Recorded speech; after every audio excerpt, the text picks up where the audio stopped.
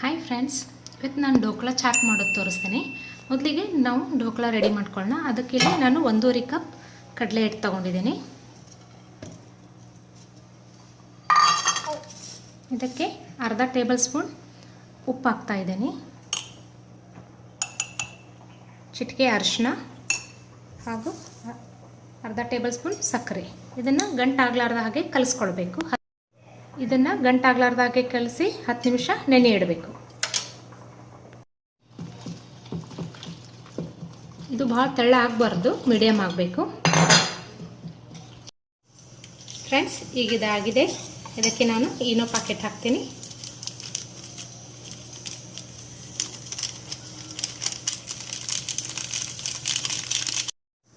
Friends, Eno ಹಾಕಿದ ತಕ್ಷಣವೇ ನಾನು ಇದೊಂದು ಬಾಣಲೆಗೆ ಎಣ್ಣೆ ಹಚ್ಚಿದ್ದೇನೆ, ಇದಕ್ಕೆ ಹಾಕೋತೀನಿ.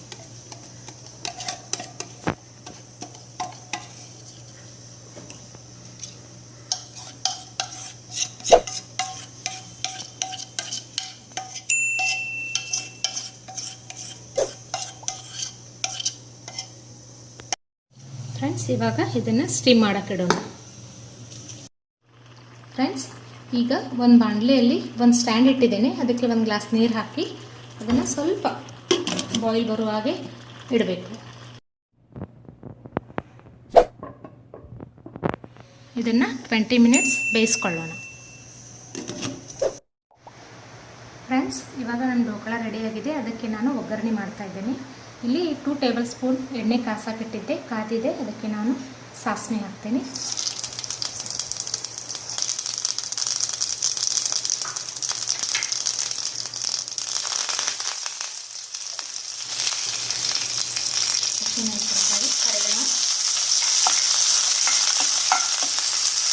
ಮೆಣಸಿನಕಾಯಿ ಸ್ವಲ್ಪ ಹುರ್ಕೊಳ್ಬೇಕು. ನಂತರ ಸ್ವಲ್ಪ ಹಿಂಗೆ ಹಾಕ್ತಾ ಇದ್ದೇನೆ. ಆಮೇಲೆ ನೀರು ಸ್ವಲ್ಪ.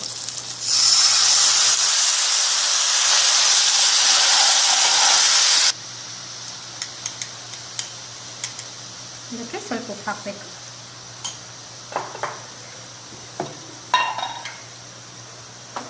ಚಮಚ ಸಕ್ಕರೆ, 2 2.5 ಚಮಚ ಹಾಕಬೇಕು.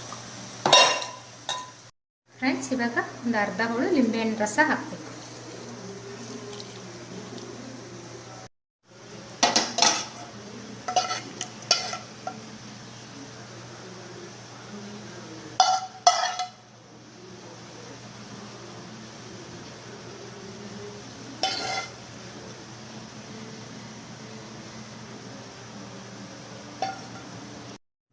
ಫ್ರೆಂಡ್ಸ್, ಈಗ ನಮ್ಮ ಢೋಕ್ಲಾ ರೆಡಿಯಾಗಿದೆ. ನಾನು ಇದಕ್ಕೆ ಹಸಿ ಕೊಬ್ಬರಿ ಮತ್ತು ಕೊತ್ತಂಬರಿ ಹಾಕಿ ಮೇಲೆ ಹಾಕಿದ್ದೇನೆ ಮತ್ತು ಗ್ರೀನ್ ಚಟ್ನಿಯೊಂದಿಗೆ ಸರ್ವ್ ಮಾಡಿದ್ದೇನೆ.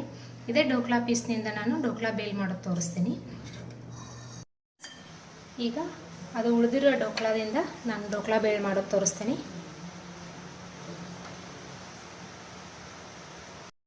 ಇದಕ್ಕೆ ಸ್ವಲ್ಪ ಕೆಂಪು ಖಾರ, ಸ್ವಲ್ಪ ಉಪ್ಪು ಹಾಗೂ ಪುದೀನ ಚಟ್ನಿ ಮತ್ತು ಮೀಠಾ ಚಟ್ನಿ,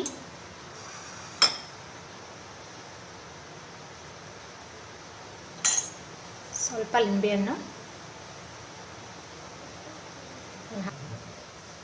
ಚೆನ್ನಾಗಿ ಕಲಿಸ್ಕೊಳ್ಬೇಕು.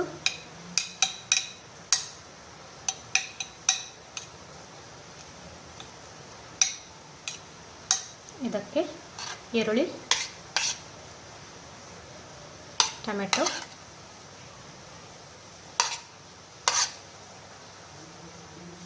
ಮತ್ತು ಕೊತ್ತಂಬರಿ.